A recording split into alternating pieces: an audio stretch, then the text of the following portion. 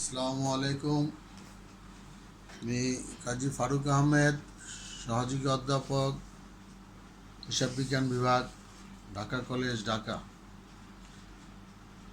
Dhaka college কর্তৃক আয়োজিত online ক্লাসে বিবিএ চতুর্থ বর্ষের শিক্ষার্থীদের স্বাগত।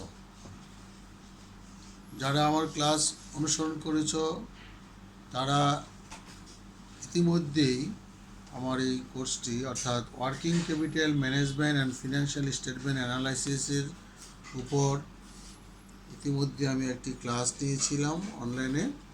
সেখানে তোমাদের ওয়ার্কিং ক্যাপিটালের উপর কথা বলা হয়েছে এবং কথাগুলো ছিল গত ক্লাসে ওয়ার্কিং ক্যাপিটাল কাকে বলে বা কি উপাদান নিয়ে ওয়ার্কিং ক্যাপিটাল গঠিত হয়, ওয়ার্কিং ক্যাপিটালের সাইকেলটা কীরকম, কীভাবে সংগঠিত হয়, permanent working capital and variable working capital নিয়ে আলোচনা করেছি। সর্বশেষ কথা ছিল যে ওয়ার্কিং ক্যাপিটাল কীভাবে ডিটারমাইন করে।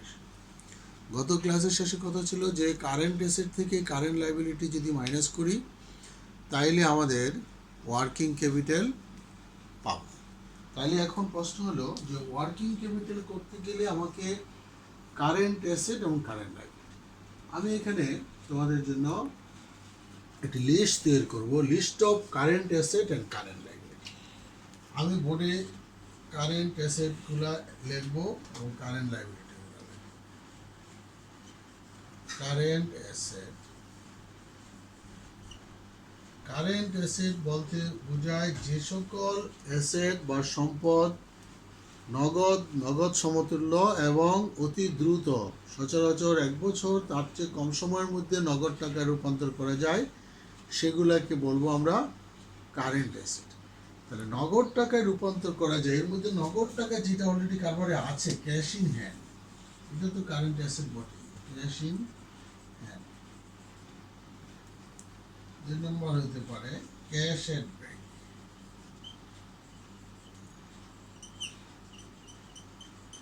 ক্যাশ এট ব্যাংক হতে পারে স্টক অফ র মেটেরিয়াল। স্টক অফ র মেটেরিয়াল।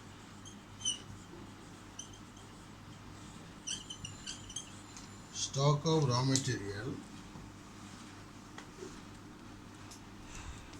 তারপরে হতে পারে stock of work in progress, WIP। Stock of finished goods.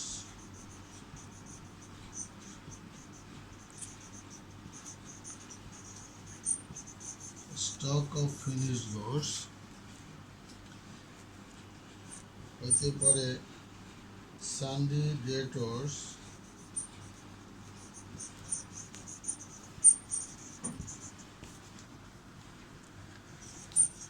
থাকতে পারে প্রিপেড এক্সপেন্স।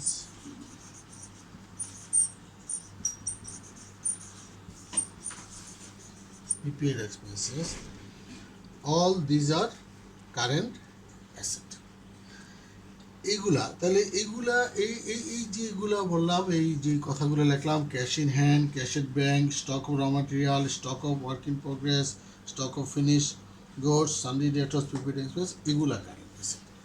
ঠিক পাশাপাশি আমি কারেন্ট লাইবিলিটি আমি লিখতে পারি বিতে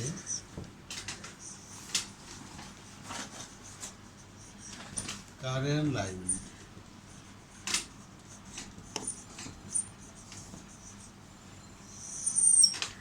কারেন্ট লাইবিলিটি যদি বলি, তো কারেন্ট লাইবিলিটি হলো যে সকল দায় দ্রুত পরিশোধ করার তাগিদ আছে, সেগুলোকে আমরা বলবো কারেন্ট লাইবিলিটি। এর মধ্যে থাকতে পারে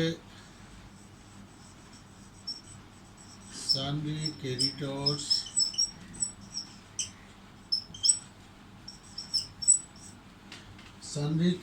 থাকতে পারে।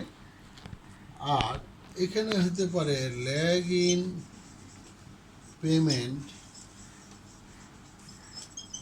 In payment of rent, wages, salary, এরকম যেই খরচগুলো বাকি বকেয়া থাকে এগুলো হতে পারে, এগুলো আমাদের কারেন্ট লাইবিলিটির মধ্যে অন্তর্ভুক্ত। আরও কিছু হতে পারে অ্যাডভান্স রিসিভ অথবা অ্যাডভান্স রিসিভ অথবা আনআর্ন রেভিনিউ, আনআর্ন রেভিনিউ এগুলা আমাদের এই অংশে আমি যা লিখলাম এগুলা ছিল কারেন্ট অ্যাসেট এবং বি অংশেতে কারেন্ট লাইবিলিটি। এই কারেন্ট অ্যাসেট কারেন্ট লাইবিলিটি যদি আমি বের করতে পারি এবং এই কারেন্ট অ্যাসেট কারেন্ট লাইবিলিটির যে ডিফারেন্সটা সেটাই আমার হবে working capital. This are the list of current asset and current liability. আমরা গত ক্লাসে এবং আজকেও আমরা বললাম যে এই অ্যাসেট দ্রুত নগদ টাকায় রূপান্তর করা যায় সেগুলাকে বলবো আমরা কারেন্ট অ্যাসেট, এবং যেই দায় দ্রুত পরিশোধ করতে হবে অর্থাৎ 1 বছর বা তার চেয়ে কম সময়ের মধ্যে পরিশোধ করার তাগিদ থাকে সেগুলোকে আমরা বলবো কারেন্ট লাইবিলিটি। এখন আমরা আসি এই কারেন্ট অ্যাসেট এবং কারেন্ট লাইবিলিটি যে লিস্টটা তৈরি করলাম, আশা রাখি এই লিস্টটা তোমরা বুঝতে পেরেছো এবং তোমরা যে কোনো বই থেকে এই লিস্টটা পেয়ে যাওয়া। এখন হলো আমরা এই কারেন্ট অ্যাসেট কারেন্ট লাইবিলিটির সমন্বয়ে আমরা একটা ওয়ার্কিং ক্যাপিটাল স্টেটমেন্ট ফোকাস্ট করব কীভাবে একটা প্রতিষ্ঠানে। যদি আমরা বলি এইভাবে স্টেটমেন্ট অফ ওয়ার্কিং ক্যাপিটাল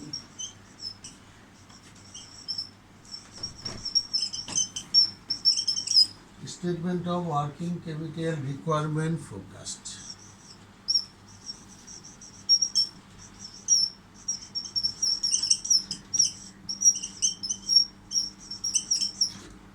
একটা প্রতিষ্ঠানের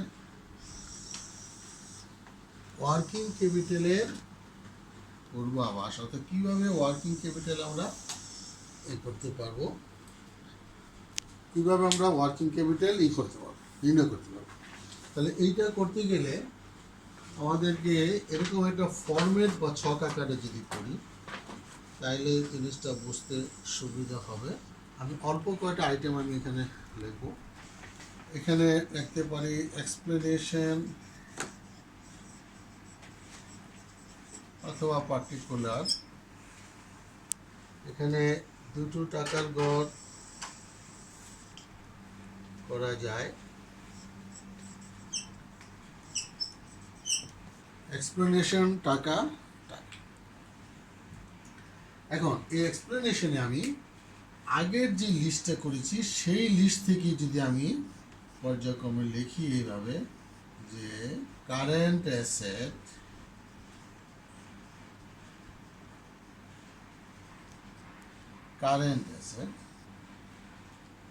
কারেন্ট অ্যাসেটের মধ্যে আমি ওইখানে লিখেছিলাম যে ক্যাশ ইন হ্যান্ড,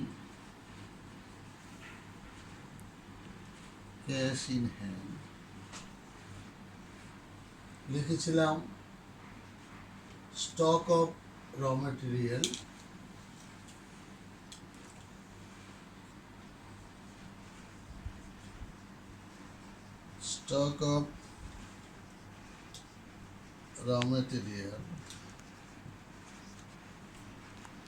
আবার যদি বলি stock of work in progress,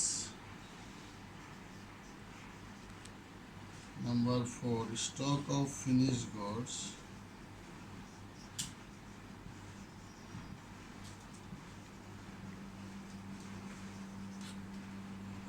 number 4 sundry debtors, 6 prepaid expense।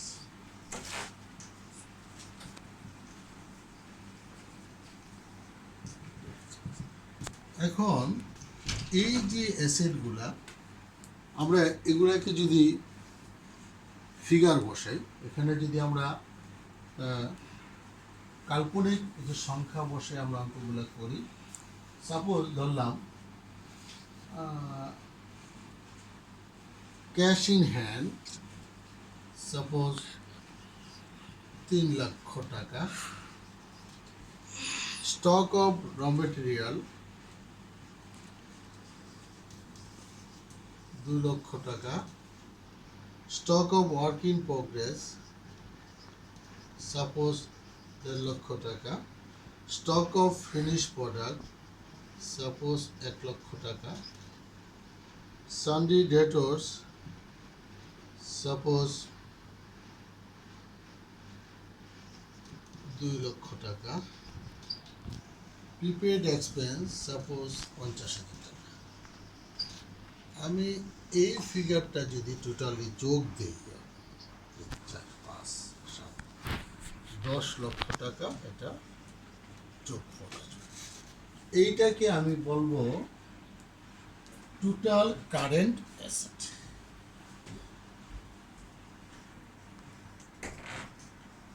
Total current asset, these are the total current assets. আমি এই সংখ্যাগুলা কাল্পনিকভাবে বা ইমাজিনারিভাবে আমি এখানে কোড করেছি। নাম্বার বিতে যদি বলি কারেন্ট লাইবিলিটি,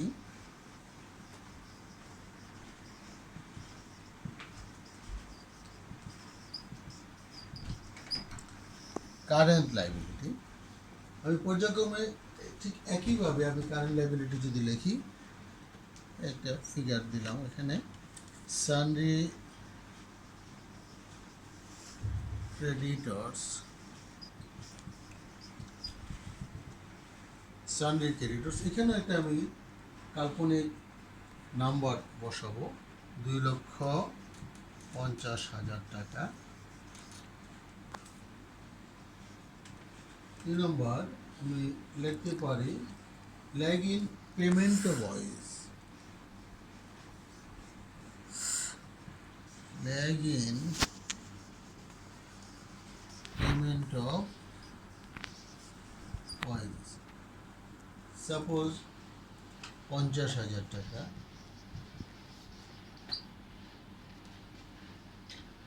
হতে পারে অ্যাডভান্স রিসিপ্ট, ইফ এনি যদি থাকে, এনি অ্যাডভান্স রিসিভ অথবা আনার্ন সাপোজ 70,000। তারপরে যদি বলি আদার কারেন্ট লাইবিলিটি,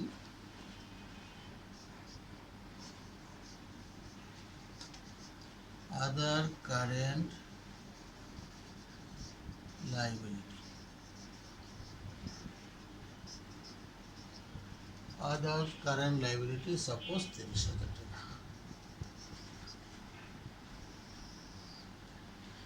যদি সবগুলো যোগ দেই হবে 4 লক্ষ টাকা। এইটা আমি যোগ করে বাইরে বসাই, এইটাকে আমি লিখতে পারি total current liability, total current liability, total current liability 4 lakh. এখন পিবিএ চতুর্থ বর্ষের শিক্ষার্থীরা খেয়াল করো, আমি এইখানে কারেন্ট অ্যাসেট কারেন্ট লাইবিলিটির 2টা লিস্ট তৈরি করলাম এবং লিস্টের মধ্যে আমি কিছু ইচ্ছা মতো আমার কিছু ফিগার বসালাম, বসে টোটাল কারেন্ট অ্যাসেট বের করলাম 10 লাখ, টোটাল কারেন্ট লাইবিলিটি বের করলাম 4 লাখ। এখন ওয়ার্কিং ক্যাপিটালটা আসবে কিভাবে? আমি যদি এখন এখানে আরেকটি করি তাহলে ওয়ার্কিং ক্যাপিটাল, তাহলে ওয়ার্কিং ক্যাপিটাল দাঁড়ায় এ বিয়োগ বি, এটা এইভাবেও লিখতে পারি। আবার আমি যদি এইভাবে লিখি total current asset minus total current liability, এইটাও লিখতে পারি। লিখলে আমাদের ওয়ার্কিং ক্যাপিটাল আসবে 6 লক্ষ টাকা। শিক্ষার্থীরা তোমরা খেয়াল করে থাকবে, এখানে আমি অত্যন্ত সরলীকরণভাবে, অত্যন্ত সহজভাবে কারেন্ট অ্যাসেট কারেন্ট লাইবিলিটির ফিগারগুলা পুট করে আমি ওয়ার্কিং ক্যাপিটালটা অতি সহজে কীভাবে বের করতে পারে সেটা আমি তোমাদেরকে পরিশোধ করব। আরও একটু কথা আছে, এই ওয়ার্কিং ক্যাপিটালের উপরে কখনো কখনো কন্টিনজেন্সি একটা সংরক্ষণ রাখতে বলে, একটা নির্দিষ্ট শতকরা হায়ার পার্সেন্টেজ 10%, 20%, সেটা যদি হয় তাহলে এখানে আবার এক কন্টিনজেন্সি দিয়ে তার সাথে যোগ করে ওই যে ফিগারটা আসবে সেটা হবে নেট ওয়ার্কিং ক্যাপিটাল। আদারওয়াইজ যদি কন্টিনজেন্সি না থাকে তাহলে আমি এইটাকেই নেট ওয়ার্কিং ক্যাপিটাল বলতে পারি, এটাকে নেট ওয়ার্কিং ক্যাপিটাল বলতে পারি। কিন্তু এখানে আমি যত সরলভাবে ফিগারগুলো বসে টোটাল কারেন্ট অ্যাসেট বের করেছি, টোটাল কারেন্ট লাইবিলিটি বের করেছি, এটা শুধু তোমাদের এই কনসেপ্টটা তোমাদের মধ্যে ডেভেলপ করার জন্য। বাস্তবে আমরা যখন প্রবলেম সলভ করতে যাব, আমরা যখন বিভিন্ন জায়গায় বিভিন্ন প্রবলেম সলভ করব, তখন দেখবে এই সকল আইটেমগুলোর মধ্যে আরও কিছু প্রশ্ন থাকবে যে স্টক অফ র মেটেরিয়াল কয়দিন স্টকে থাকবে, স্টকে থাকার পরে এটা ওয়ার্ক ইন প্রোগ্রেসে যাইতে কয়দিন হবে, ওয়ার্ক ইন প্রোগ্রেসটা মধ্যে কতদিন র মেটেরিয়াল লেবার ওভারহেড আটকে থাকবে। এখানে একটা কথা বলে রাখি, stock of work in progress অর্থাৎ চলতি কার্যের মধ্যে যদি কিছু বলা না থাকে তাইলে বুঝতে হবে এখানে ম্যাটেরিয়াল ধরতে হবে 100%, লেবার 50%, ওভারহেড 50% ধরে তারপরে আমি এটার মূল্যায়ন করব। ওয়ার্ক ইন প্রোগ্রেস কত পার্সেন্ট সম্পন্ন হয়েছে এটা অঙ্কেতে বলা থাকবে। যদি বলা না থাকে তাহলে এইটার পারপাজে র মেটেরিয়ালকে 100% ধরে বাকি দুইটা কম্পোনেন্ট অর্থাৎ লেবারকে 50% ধরবো, ওভারহেডকে 50% ধরবো, ধরে total stock of work in প্রোগ্রেসটা মূল্যায়ন করবো। এটার জন্য আমাকে অবশ্যই টিকা ব্যবহার করতে হবে, এই ফিগারগুলোর জন্য টিকা ব্যবহার করে এখানে পুট করবো। কিন্তু আমি যেহেতু এখানে একটা কাল্পনিক সংখ্যা বসে তোমাদেরকে বোঝানোর চেষ্টা করেছি, আমি এখানে নোটগুলো আর আনিনি। আমি যখন পরবর্তী ক্লাসে যখন আমি এই তোমাদের প্রবলেম সলভ করে দেব তখন আমি টিকাগুলো আগে করে তারপরে তোমাদের আমি নাম্বারগুলো এখানে বসাবো। তারপরে দেখো স্টক অফ ফিনিশ গুডস, এইখানেও একটা জটিল বলবো না, এখানেও একটা ক্যালকুলেশন থাকবে, কারণ ফিনিশ গুডসটা স্টকে কতদিন থাকবে, কতদিন পরে সেটা বিক্রি হয়ে আবার নতুন ফিনিশ গুডস আসবে, সেটা একটা হিসাব বিষয়। সানডে ডেটর্স, এই যে বিবিধ দেনাদার, এই দেনাদার তো সবসময় দেনাদার থাকবে না। আমরা যাদের কাছে বাকিতে মাল বিক্রি করবো তারাই আমার সানডে ডেটর্স। ওরা আমার কাছে মাল ক্রয় করবে, বাকিতে ক্রয় করবে, নিয়ে যাবে, আবার নগদ টাকা দিবে, আবার বাকি হবে, আবার নগদ টাকা দিবে, এরকম একটা সাইকেলে চলতে থাকবে। তাইলে এই সানডে ডেটর্সের মধ্যেও টাকাটা কতদিন ইনভলভ থাকবে সেটাও আমাদেরকে একটা ওয়ার্কিংস করে বের করতে হবে। তাহলে এই কয়েকটা, এই 4টা বিষয় অবশ্যই ওয়ার্কিংস করে বের করে তারপরে ফিগারটা এখানে বসাইতে হবে। আর প্রিপেড এক্সপেন্স নর্মালি বলা থাকবে, ফিগার দিয়ে ক্যাশ ইন হ্যান্ড বলা থাকবে, ক্যাশ এট ব্যাংক বলা থাকবে, এই সবগুলো যোগ করে আমার হবে কারেন্ট অ্যাসেট। এখন আমি একটু আগে তোমাদেরকে কারেন্ট অ্যাসেটের লিস্ট দেখিয়েছিলাম, তাহলে ওই লিস্টগুলোর সাথে এটার পুরোপুরি মিল আছে, এখানে শুধু কিছু ওয়ার্কিংস করতে হবে। এবার আসি কারেন্ট লাইবিলিটি একই রকম চিন্তা। এই সানডে ক্রেডিটর্স অর্থাৎ আমরা যাদের কাছ এইখানেও একটা ওয়ার্কিংস আছে। সানডে ক্রেডিটর্স মানে আমরা বিভিন্ন ব্যক্তির কাছে যাদের কাছ থেকে ধারে মাল ক্রয় করেছি, ওরা আমাদের সানডে ক্রেডিটর্স। ধারে মাল ক্রয় করে আমি তার টাকাটা ওনাদের টাকাটা কতদিন হোল্ড করে রাখতে পারবো, কতদিনের মধ্যে দিতে হবে, সেইখানেও একটা ক্যালকুলেশন করে বের করতে হবে। এখানে অনেক সময় 15 days, 30 days, 1.5 month এরকম বলা থাকে। Lag in payment of wages, এখানে নট অনলি ওয়াইজেস, এখানে থাকতে পারে রেন্ট, থাকতে পারে ওয়েজেস, থাকতে পারে স্যালারি। এগুলা কতদিন লাগবে পরিশোধ করতে, সেই পরিমাণ দায়বদ্ধতা, সেই পরিমাণ লাইবিলিটি আমার থেকে যাবে। এগুলো সবই কারেন্ট লাইবিলিটি। আর অ্যাডভান্স রিসিভ, আমি যদি কোনো সার্ভিস না দিয়ে আমি কারো কাছ থেকে টাকা পেয়ে থাকি, সেটি অ্যাডভান্স রিসিভ। এইটাও আমার কারেন্ট লাইবিলিটির মধ্যে। আদার্স কারেন্ট লাইবিলিটি থাকতে পারে, অন্যান্য আরও কিছু ছোটোখাটো কারেন্ট লাইবিলিটি থাকতে পারে। এই সবগুলা মিলে আমি যদি যোগ করি তাহলে আমাকে কারেন্ট লাইবিলিটি আসবে। এইখানেও ওই যে কারেন্ট অ্যাসেটের ওই 4টে আইটেমের মতো এইখানেও sundry creditors, lag in payment, wages, এই দুইটার মধ্যেও আমাদের খসড়া তৈরি করে এগুলো বের করতে হবে। তাহলে এই খসড়াগুলা must be done before doing the problem, before solving the problem.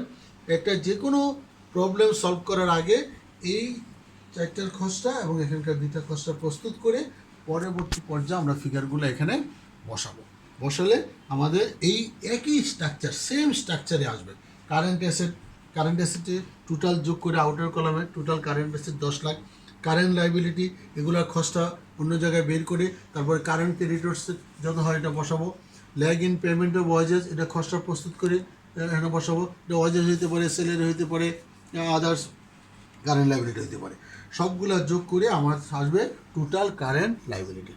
এখন এই টোটাল কারেন্ট অ্যাসেট থেকে টোটাল কারেন্ট লাইবিলিটি যদি বিয়োগ দেই তাহলে আমার আসবে ওয়ার্কিং ক্যাপিটাল। এর সাথে যদি কন্টিনজেন্সি যোগ করি তাহলে নিট ওয়ার্কিং ক্যাপিটাল।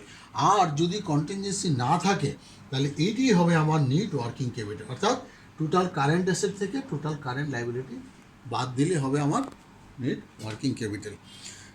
স্নেহের শিক্ষার্থীবৃন্দ, বিবিএ চতুর্থ বর্ষে আজকে আমি একেবারেই একটি সরল ওয়ার্কিং ক্যাপিটাল কীভাবে বের করে একটা কাল্পনিক কিছু সংখ্যা পুট করে তোমাদেরকে একটি সিম্পল ওয়ার্কিং ক্যাপিটালের ফরম্যাট দেখালাম এবং কি কি জিনিস লাগবে, কারেন্ট অ্যাসেট, কারেন্ট লাইবিলিটি, এগুলার সমন্বয়ে এবং এগুলা প্রত্যেকটা ওয়ার্কিং করে এখানে বের করে বসে কারেন্ট নিট ওয়ার্কিং ক্যাপিটাল বের করতে হবে। এই প্রবলেমে শুধু আমরা ফরম্যাটটা একটা স্পেসিমেন তোমাদের সামনে আমি তুলে ধরার চেষ্টা করেছি। আমাদের এই মহামারীর সময় আমরা যতদিন অনলাইনে ক্লাসে থাকবো, প্রত্যেকটা ক্লাস আমার কোর্সের আমার কাছে খুব ধারাবাহিকভাবে থাকবে। গত ক্লাসে যে আলোচনা করলাম আজকে তারই একটা ফরম্যাট দেখালাম। নেক্সট ক্লাসে আমি তোমাদের একটা স্পেসিফিক প্রবলেম নিয়ে সেই প্রবলেমটার প্রত্যেকটা খসড়া এবং খসড়া থেকে আমার এই স্পেসিমেনে আমি পুট করে কীভাবে নেটওয়ার্কিং ক্যাপিটাল বের করবো তা দেখা দেব। আজকে তোমাদের কাছ থেকে আর তোমাদের সাথে আর বেশিক্ষণ আমি থাকছি না। যারা আজকে আমার ক্লাস পর্যবেক্ষণ করছো বিভিন্ন দেশের বিভিন্ন প্রান্ত থেকে, সবার প্রতি আমার প্রীতি ও শুভেচ্ছা। এবং আমার এই ওয়ার্কিং ক্যাপিটাল ক্লাসটা তোমরা অনুসরণ করবে এবং নির্দিষ্ট চ্যাপ্টার বেসিসে যখন আলোচনা করবো সেগুলো আবার বাসায় যদি পড়ো, প্রয়োজনে আমার নাম্বারও আমার ছাত্রদের কাছে আছে, ওভার টেলিফোন, মেসেঞ্জার, যে কোনোভাবে হোক আমার সাথে যোগাযোগ করলে আমি তোমাদেরকে ওইভাবে সলিউশন করে দিতে পারবো।